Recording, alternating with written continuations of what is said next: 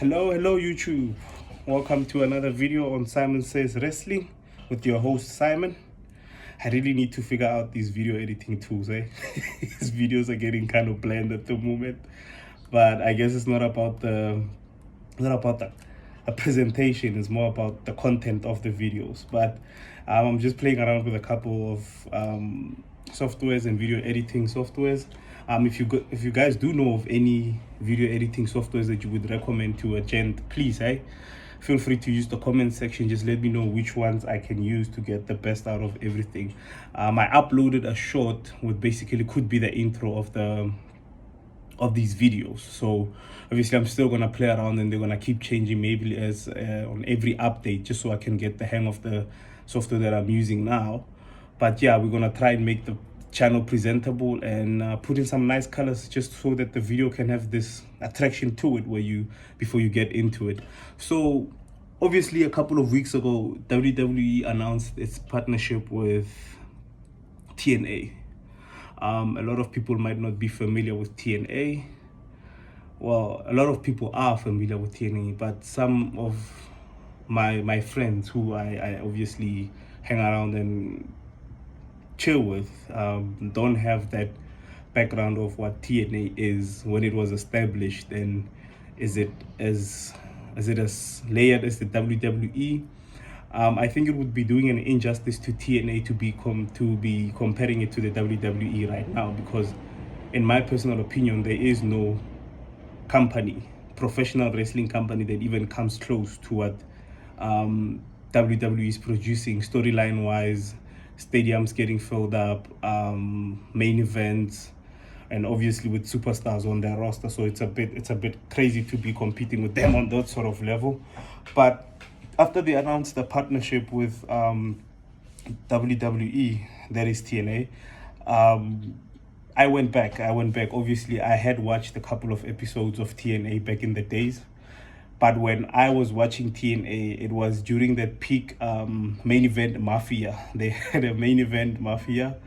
And I think that storyline would be, for me, top 5 of TNA history. There's the main event mafia, which the group consisted of Booker T, Scott Steiner, Kurt Angle, Samoa Joe, Kevin Nash, and Taz.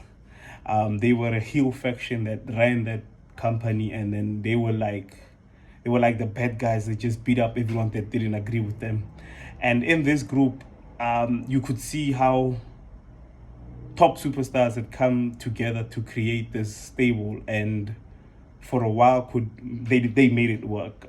This was some of the best heel work that I've seen from any of these guys. You would have Booker T, who was beating down people while he was still on the mic. It's still one of the most hilarious videos I've ever seen. If you get a chance, you can just go onto YouTube or any other social media platform and just type Booker T beating someone up while commentating on a mic. It's one of the craziest things you will ever see.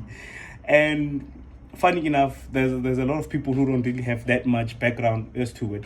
AJ Styles, the phenomenal one, before he came to WWE and made his Royal Rumble debut on WWE, he was a former TNA superstar.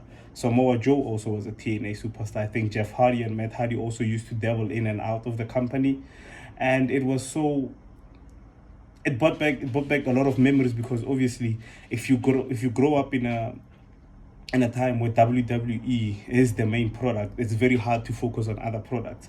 But if WWE finds it well and good enough to partnership with them now, that means whatever they're producing at their level is starting to match up to what WWE sees the vision of professional wrestling going forward. So I just decided, you know what, let's just make a quick short video just to explain the history of TNA, how it started. And I also looked at the current roster that they have now, and I noticed that there are some former ex-WWE superstars on that roster. So obviously, if you need more information, you want to go into details, which you can just go onto the Wikipedia page and just type TNA wrestling and then find out how it was. But the short summary that's been placed here on the webpage, on the Wikipedia page, is that it was founded by Jeff Jarrett and Jerry Jarrett in 2002. Jeff Jarrett, if you recall, is a Hall of Famer as well, used to be a WWE superstar. I don't know what he's doing these days, but yeah. Following the end of the World Championship Wrestling WCW in 2001, the promotion was initially known as NWA Total Non-Stop Action, and was affiliated with the National Wrestling Alliance governing body. So obviously when you go onto this page, you'll get more information as to what's going on the company, when it started going mainstream, how it was well known for, the superstars that it has built up, the championships, the partnerships, and it also has video games. Obviously, when you're in the wrestling space, you'll see certain companies also have certain video games. I think TNA at some point also had video games. And you can just go on to just notice everything. And you will see that it's almost as if this partnership was made for a reason, because as you can see, if you go through some of the names that are on the Wikipedia pages, you can see Mr. Kennedy. Obviously, Mr. Kennedy we grew up on. The only guy that I knew that made himself introduce himself and dragged it for the longest of time, and it didn't even rub me up the wrong way. It was one of the coolest things that I had ever seen. Mr. Kennedy at some point was destined to be a huge wrestling, like he was meant to be a huge WWE wrestling sort of company, face of the company kind of guy. But obviously he was being prone to injuries, and obviously a lot of maybe personal stuff that got in the way. Ironically enough, Mr. Kennedy is the last person to wrestle Eddie Guerrero, if you remember that. So obviously we all know who Mr. Kennedy is. AJ Styles is here, who I mentioned earlier. Samoa Joe, which I mentioned as part of the main event Mafia. And obviously just a lot of whole other names that you will go through the page and just see that it's almost like they were gelling into each other. Just that when one superstar went from one promotion, they go to the other. And obviously, as always, WWE was seen as the bigger platform. So when you go from TNA to WWE, you've been considered to have made it in the big time. And there's obviously people who didn't make it in the WWE, went back to TNA, rebuilt themselves, and then were once again recognized by the WWE. So it's a whole Wikipedia page. I'll add the link to the Wikipedia page on my comment section, so just so you guys can go through everything here as well. What I found interesting is that I went through the roster at the moment. This is the 2025 roster as we know it, and it's a whole lot of interesting names that I think some of us might be familiar with. So I'm just gonna go onto the page and call out the superstars, acknowledge them one by one. And obviously once you hear a name once, you can obviously going forward just maybe familiarize yourself with the face, and then we can have an easier way to just, gel easier with the company. So I went onto the website. Okay, so it's in alphabetical order. We've got Ace Austin. We've got AJ Francis. AJ Francis actually used to be he's a former WWE superstar. He used to be part of the group with I think it was Strickland. Let me just check that group. The only person that I know that's still in that group from there is B-Fab, who's still a part of the WWE. Because this time I don't want to forget anyone's names. I don't want to get into trouble. Because I forgot Tony Stark's name in the previous video. So I just want to get which group she was in. And there we go. She was part of Hit Row. Okay, she was part of Hit Row. And then Mr. AJ Francis was also part of the group, but under Hit Row he was known under a different name. So I noticed that obviously there's a whole lot of ex-WWE superstars on this page, but at the end of the day, it's people that obviously we've seen before, we've heard of before. We've got Ellen Angels, Alicia Edwards, Alpha Bravo, Ariana Grace, Ash by Elegance. I'm gonna butcher this. Please don't kill me. It's Bupinda Gujar. Okay, I'm sorry if I butchered your name. I'll put up the picture, and you guys can just see. I will just write the name in the description, just so if I don't want to get into trouble. Brian Myers looks familiar. Also, he looks very familiar. He used to be a WWE superstar as well. I'm sure of that. Brian Lee Reese, Campaign Singh, Chris Bay, Cody Deaner. Crazy Steve, Havoc, Hammerstone, Giamella, Frankie Kazarian. Name sounds very familiar. Eric Young, I know who Eric Young is. Also used to be part of the WWE. Eddie Edwards, Danny Luna, Heather by Elegance, Jack Price, Jai Vidal, Jake Christ, Jake something. We also have a Jake something in South Africa, but he's not Jake, he's Jay something. He's a musician. Shout out to Mikasa. We've got Jason Hodge. We've got JDC. Now, JDC I definitely recognize because that's Fandango. We've got Jeff Hardy, one of the Hardy Boys, legends in the game. The WrestleMania return in the tag team turmoil, I think it was a fatal five-way tag team match, one of the greatest pops I've ever had in the company. Obviously, everybody knows who Jeff Hardy is. Growing up, you'd get on top of the closet, aim for the bed, swanton that thing. Even though we ignored one of the most important rules that WWE ever put out to us, and that was to never try this at home. I don't think anyone ever listened to any of that. We used to do swantons. We used to pretend we were Batista. And I also remember when Batista's entrance became a dance move here in South Africa. So if you're watching this, your ring entrance became a dance move in South Africa. We've got Jody Thread, Joe Doring. I hope I'm saying this right. Joe Doring, okay? And we've got Mr. I Believe in Joe Hendricks. Yeah, so obviously that's also another familiar face. I think he's the current World Heavyweight Champion on the show. And we've got John Skyler. We've got Johnny Swinger. Hey. You should see the picture they used on this one, and this name is just giving other sort of vibes. We've got Jonathan Gresham, Jordina Grace. I know her because I think she's been on NXT before. I think she's been on NXT before. She made a Rumble appearance, and I'm one of those two. Josh Alexandra, Judas Icarus. Is that am I saying right?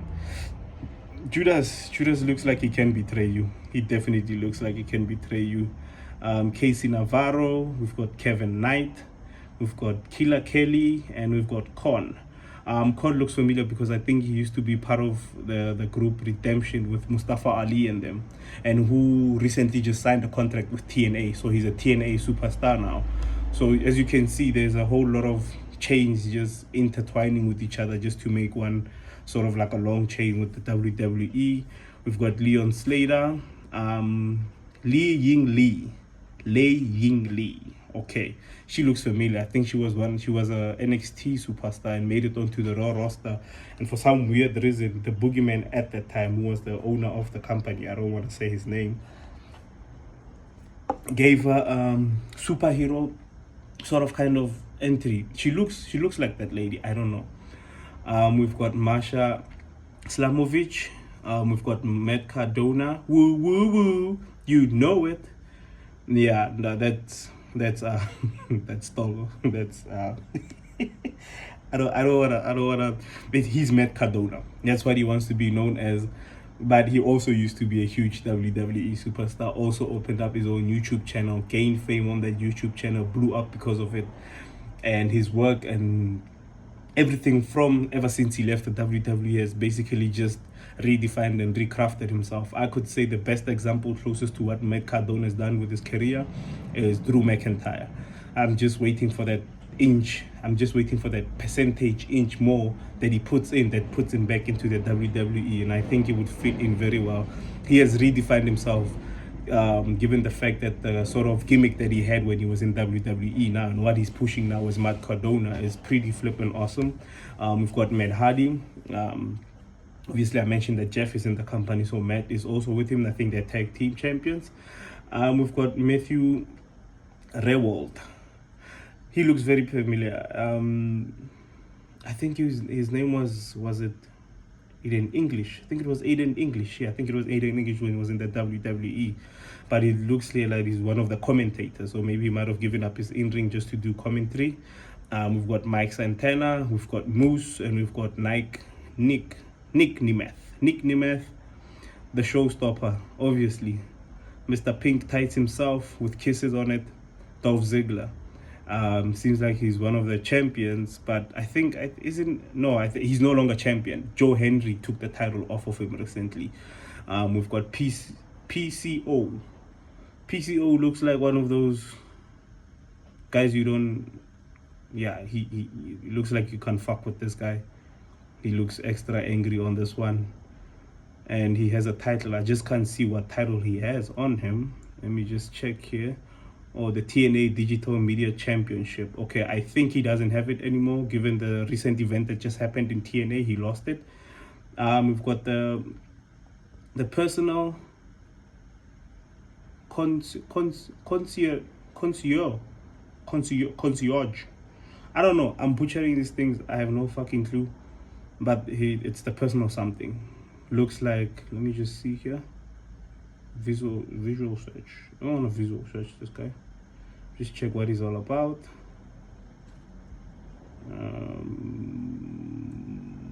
Text. Anything on this guy? I'll go into Google and just. Okay, as a matter of fact, let me go now. And just personal concierge TNA. Wonder if it can say it out loud. Let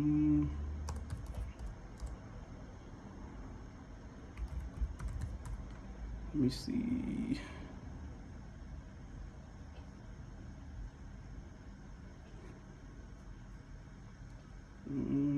Okay. Personal concierge. I want the thing that can basically just say his name.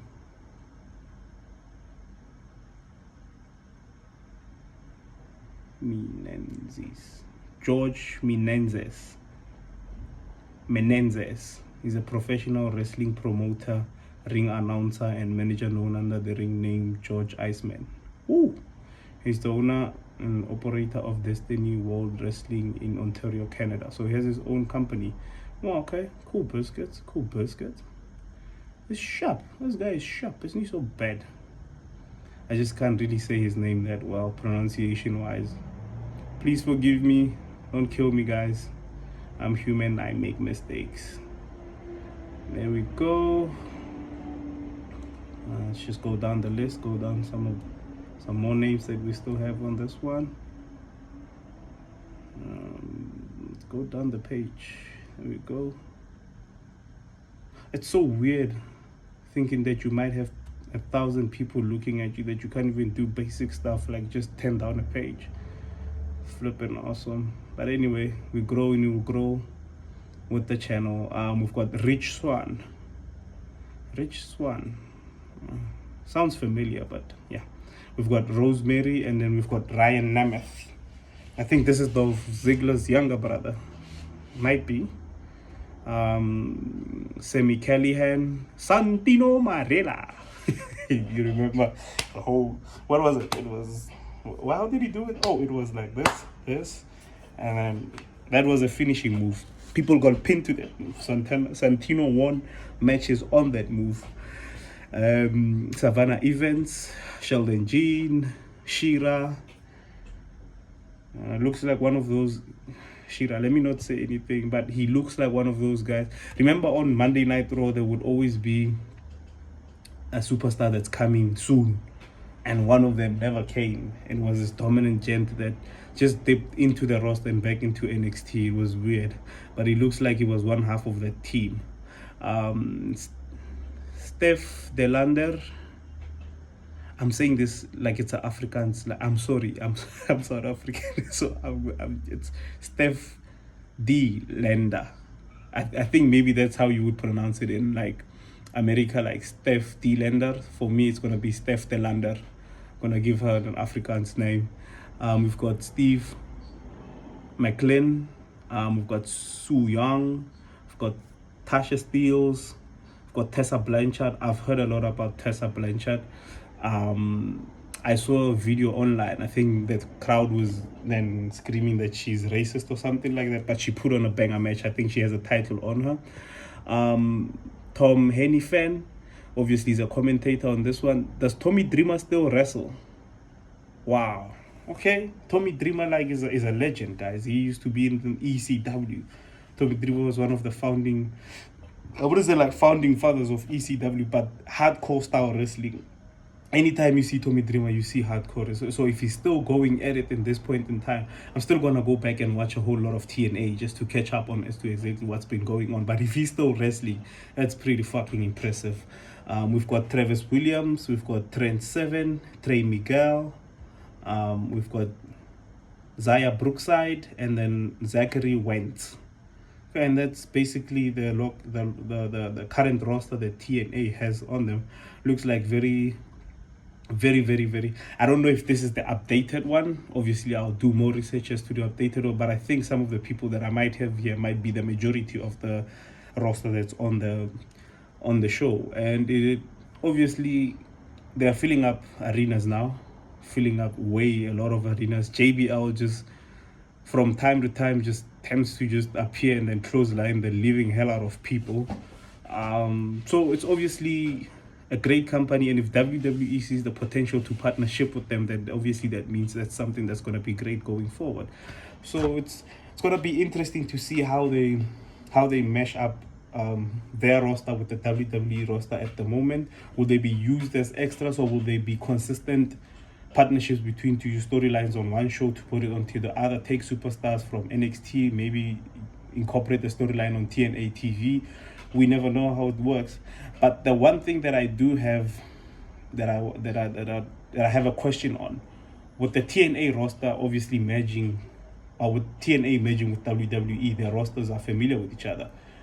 Does it now force the commentators to acknowledge their ex-employees' history in the company and refer to them in the names they are using at the current moment? Because it would be weird if, for instance, Nick Nemeth came in and then Michael Cole just calls him Dolph Ziggler. It would be, but that's how. Like, look at wrestling companies as MCUs and DCU. Not as much as DCU, but more of an MCU, and you have one world where you have Dolph Ziggler, who has his accomplishments, obviously Soul Survivor, Intercontinental Championship, Money in the Bank. You can mention those accomplishments, but do you then mention them under as Dolph, or do you mention them under Nick? It is the same person, but obviously given the fact that they've stepped away from the company and established themselves as Nick Nemeth, would you then acknowledge what they've done in that company and also acknowledging the company? But which name would you then use on, or does it depend on which brand they are? Because obviously if he goes on to TNA, the TNA audience knows him as Nick Nemeth. I, as a WWE fan, acknowledge him as Dolph Ziggler. So do I then watch the program and say, oh, Dolph Ziggler, but they mention the titles that Nick Nemeth has won on TNA? That's why it gets a bit tricky for me, and how they're gonna play around all of that is pretty interesting. And obviously, if WWE is partnering with them, that means TNA probably has a creative team and a creative directive that WWE understands, and they obviously can merge that together and have a way forward. Like with AJ Francis. I think his name was Top Dollar. Top Dollar. Top Dollar, before he left the company, Michael Cole used to make so much fun of him because I think he had messed up a spot where he was supposed to jump out of the ring or through the ropes, and let's just say accidents happened. He got caught in the ropes, so Michael Cole kept it the running theme. So does he still continue that? So it would be very awesome to see AJ Francis come back and beef with Michael Cole for him mentioning and having related that situation with him. It would be so flipping awesome. But yeah, I'm just wondering how that one's gonna work. But obviously we're gonna go more into TNA storylines, do more research as to what TNA is at the moment. Are there any good storylines going in, going out? Obviously we all know Jay Henry won the title, that was long overdue, because a lot of people believe that he should have been catapulted a long time ago into that main event. He already was main event. He was already well known. I mean, the guy had a TikTok trend all around his name. So it's good to see that the WWE is partnering up with people like TNA and all that, just to make sure and broaden the audience as to the world of professional wrestling. Because obviously, in most cases, I do acknowledge other companies, but other companies aren't to my taste as to how I was brought up into the WWE. It's very hard for someone to grow up in the WWE, understand certain things about pro wrestling, and then you get a company which tries to put a twist in it. It's hard to adjust to change, especially because I can even make an example with TNA. Back in the day when I was watching TNA, they had this idea where they had to make, I think the ring was either, I think it was 6-sided or 8-sided. For me, that was not so easy on the eye for me. I couldn't adjust to what was going on in the ring. I could understand the theory behind having an 8-sided or 6-sided ring, but I'd grown up with a squared circle to say, and I would then envision this as a squared circle. It's a 4 shapes, very simple, in, out, and but immediately when I watched TNA, it was like 6-sided. I'm like, whoa, what's going on? It's very hard to keep up with what's going on, and then obviously it's hard to jump into a company while it's midway into its success, where you don't know where everything is coming from. Because obviously with WWE, I got introduced to it at a young age, grew up watching it, obviously went back watching old shows and stuff like that, just to go through to the history of the company. But when you watch a new wrestling promotion or a new which was very, very tempting in 2009, because I think it was 2019. Yes, it was 2019, when WWE was going through some of its hardest, and I mean hardest to watch television ever. At that point in time, an alternative company came through. I tried to watch the first few episodes. I couldn't understand it. I couldn't get if there was a storyline or not. Are we just having this for the match? Are we just doing this because it's what the fans have always wanted? I just couldn't watch it. So at the end of the day, I believe that if I don't watch the program, if I haven't watched it for long enough, I can't say anything bad about it. So it's rather for me just to acknowledge the fact that there are other wrestling companies and there are other wrestling institutions that are like go on into the whole circuit of the IWC. So now to see WWE officially partnering with one, not to say that it hasn't happened before, but to see WWE partnering with one and then putting it out there that we are partnering with this company and we're looking forward to making history, obviously gets you excited, gets you riled up to the fact that it's cooking some of its most tremendous stories at this point in time. So it's always going to be awesome to check out and see what happens with this partnership with the WWE and TNA. And I hope you guys are as excited as I am about this partnership. But other than that, guys, like the video, comment downstairs. What are you most looking forward to in this partnership? What 3 matches would you like to see between these two companies? And obviously subscribe to the channel. The more viewers we have, the more likes we have, and then obviously the channel grows and then we can start to expand. But like I said, guys, it's gonna be an interesting partnership. Hope you have yourselves a lovely weekend. And now we're just gonna wait on to Friday Night SmackDown, which is obviously gonna be tomorrow, and I'll upload the video tomorrow and react to it as first thing in the morning, and then I'll upload the video as fast as we possibly can. Thank you so much for the support. Thank you so much for the views, guys. And as always, peace.